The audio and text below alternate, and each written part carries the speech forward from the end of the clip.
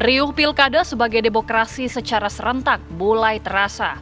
PKS tanpa tedeng aling-aling langsung mendeklarasikan pasangan Anies Baswedan Sohibul Iman sebagai bakal calon pemimpin Jakarta. Tapi PKS, meski mayoritas menguasai suara Jakarta, partai tersebut tidak bisa berdiri sendiri alias wajib melakukan koalisi.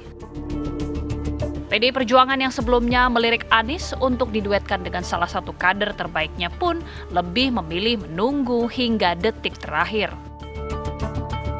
Kegalauan PDIP juga terlihat di beberapa daerah, seperti Jawa Tengah, Jawa Timur, dan Sumatera Utara.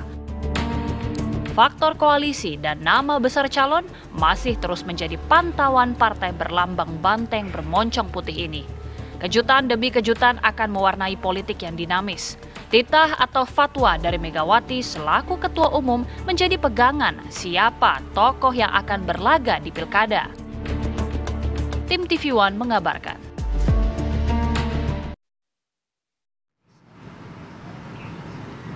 Pilkada serentak ini akan sebentar lagi dilaksanakan, namun kalau melihat beberapa partai politik masih belum mengambil keputusan siapa saja yang akan diusung dalam Pilkada serentak ini, khususnya PDI Perjuangan sampai saat ini nampaknya masih menunggu titah dari Ketua Umum Megawati Soekarno Putri. Untuk membahas mengenai hal ini kita sudah hadirkan beberapa narasumber. Di studio sudah ada Bang Henry Satrio, analis politik Universitas Paramadina Jakarta. Selamat pagi. Selamat pagi, Bang Esan. Selamat pagi, sehat-sehat ya? Sehat. Alhamdulillah sehat. Kemudian juga sudah bergabung bersama kami Mas Aryo Seno Bagaskoro, politikus PDIP, dan juga Bang Dev Laksono, politikus Partai Golkar. Selamat pagi, Bapak-Bapak. Assalamualaikum. Selamat pagi, bagaimana Mbak Jira, selamat pagi.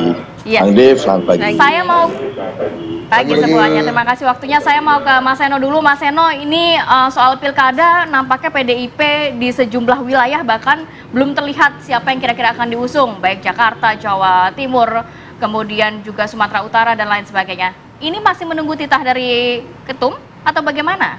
Apa yang sedang ditunggu begitu oleh PDIP? Oke, terima kasih banyak.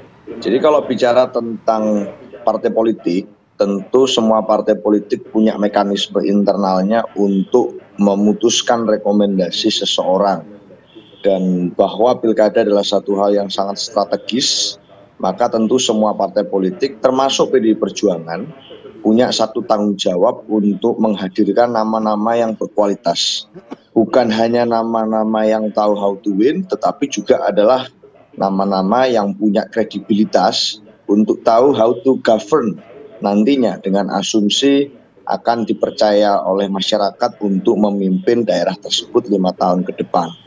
Dalam hal ini tentu di dalam semua partai pengambilan keputusan yang paling tinggi adalah seorang ketua umum.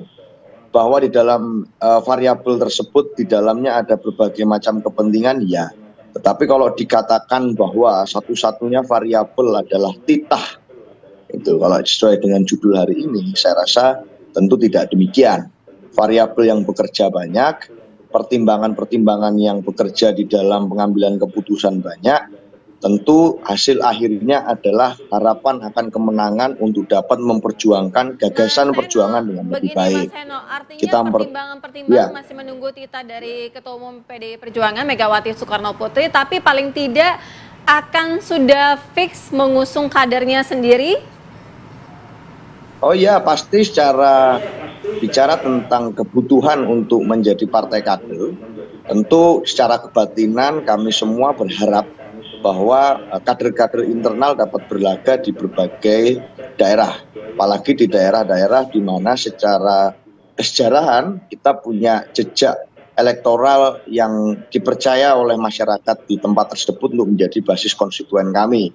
Di tempat-tempat penting misalnya seperti Jawa Tengah yang punya banyak ikatan historis dengan kami pasti berharap ada kader internal yang dicalonkan. Di Bali misalnya, lalu kemudian bicara di Jawa Timur misalnya, di mana kami mendapatkan kepercayaan menjadi pemenang kedua, termasuk bahkan di Jakarta, di daerah yang menjadi etalase kepemimpinan nasional, sekaligus kami pernah punya jejak sejarah mendapatkan kepercayaan memimpin di eksekutif. Tentu ini adalah daerah-daerah yang secara laboratorium kepemimpinan menjadi penting, menjadi prioritas, dan di sini ada banyak sekali nama-nama kader kami secara internal yang memenuhi syarat-syarat kepemimpinan dasar. Tentu ada banyak syarat lain, syarat ideologi, syarat komitmen terhadap demokrasi, syarat rekam jejak portofolio kepemimpinan personal, syarat komitmen terhadap semangat anti korupsi dan lain sebagainya, yang itu menjadi syarat dasar dari calon kepala daerah PDI Perjuangan. Saya rasa itu berlaku di banyak tempat secara umum. Itu Mbak Rati dan Mbak Sira. Tadi Mas Eno mengatakan bahwa juga akan mengusung kadernya sendiri. Tapi kalau kita contoh saja di Jakarta, kalau melihat kan nampaknya kalau PDIP dan juga PKS ini bisa berkoalisi di Jakarta, ini akan menjadi kekuatan yang luar biasa. Karena kita tahu PKS sendiri menguasai di Jakarta Selatan, Jakarta Pusat, sementara PDIP kuat di Jakarta Barat dan juga Jakarta Utara.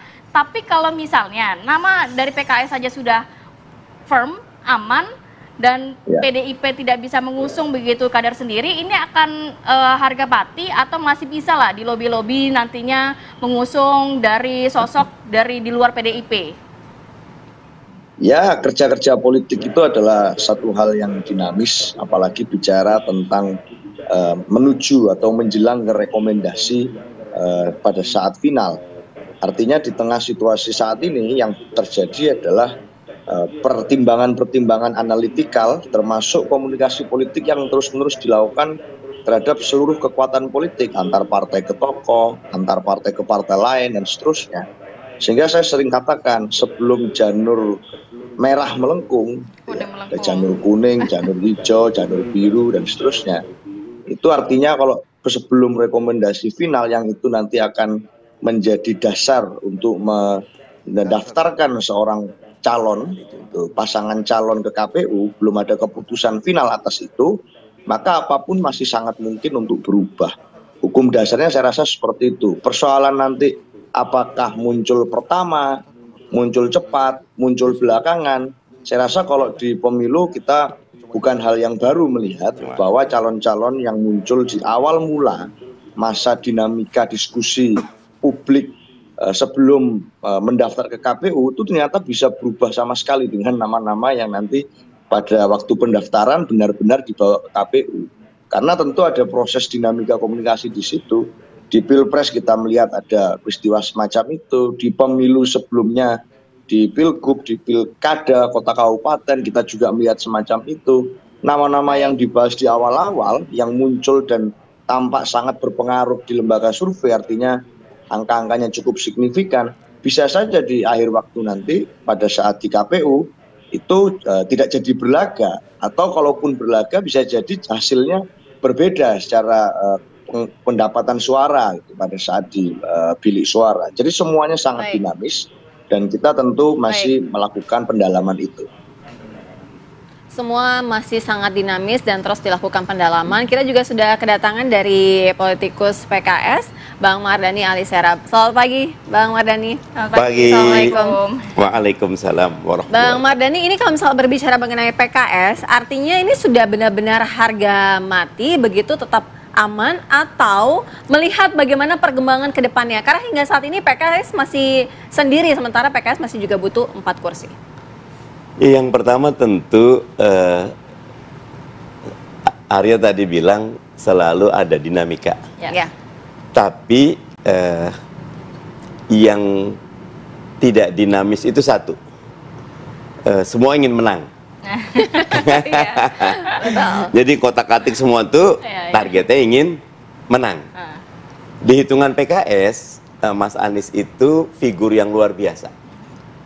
Bersyukur PKS menang di DKI, sehingga kita mengajukan Ustadz Muhammad Soebul Iman. Makanya sekarang nih kader udah ketuk pintu, door to door campaign untuk aman. Dan setiap partai berhak untuk mengajukan. Mau Mas Aryo wakilnya, dari PDIP siapa, mungkin nanti Nasdem mengusulkan, PKB mengusulkan. Yang kami sedang upayakan segera koalisi Mas Anies ini terbentuk untuk kemudian bisa dideklarasikan. Dan siapa wakilnya, kalau sudah ada koalisi kita akan bahas. Kalau dari PKS, Ustadz Muhammad Soebul Iman, pilihan terbaik. Oke, saya mau ke Bang Dev. Bang Dev, kalau melihat kan dari Golkar sendiri ke Kim sendiri ini kan keinginannya pasti juga koalisi di Pilpres ini juga dapat berjalan di Pilkada serentak, tapi tidak menutup kemungkinan juga begitu ya dengan akan berkoalisi dengan partai-partai di luar Kim. Lantas adakah ruang komunikasi yang sudah dijalin antara Golkar dan juga PDIP, khususnya menunggu, ini kan kalau PDIP menunggu titah dari ketua umum begitu ya, pasti urusannya ketua umum yang menentukan. Sudah ada komunikasi belum antara Golkar dan juga PDIP begitu di Pilkada ini? Pada dasarnya komunikasi antara Golkar dengan semua partai, baik di dalam Kim ataupun di luar Kim, tidak pernah berhenti. Terus menjalin komunikasi, membahas berbagai macam hal, tidak hanya soal pilkada, akan tapi soal persoalan bangsa dan isu-isu terkini. Akan tapi sekarang ini karena yang lagi hot topiknya itu adalah pilkada, dan juga ini kan pilkada ini berlangsung secara serentak di jumlahnya ratusan kabupaten, kota, dan puluhan provinsi. Nah ini tentu ada yang bisa bareng dengan Kim, ada yang di luar dengan Kim, itu nggak masalah. Selama tujuan itu adalah sama untuk menjaga persatuan dan kesatuan bangsa demi menyelesaikan semua kendala dan juga melanjutkan semua program-program yang telah dilaksanakan oleh pemerintahan saat ini ke pemerintahan ke depan, dan juga terjadi komunikasi yang intens dari tingkat pusat dan ke daerah untuk periode ke depannya. Jadi kalau dari Golkar, komunikasi tidak pernah berhenti. Kita akan memastikan bahwa yang terbaik itu yang akan dicalonkan dan yang akan dipilih oleh tiap-tiap masyarakat di setiap wilayah. Begitu. Oke, kalau kita lihat posisinya memang dinamika politik ini memang masih terus berjalan, komunikasi politik juga masih terus dibangun. Tapi kalau Bang Hensat melihatnya, posisinya akan seperti apa nih peta koalisi baik di Jakarta, kemudian di Sumatera Utara ataupun di Jawa Tengah. Tapi dijawabnya nanti diulasnya nanti usai jeda ya Bang ya, kami segera kembali.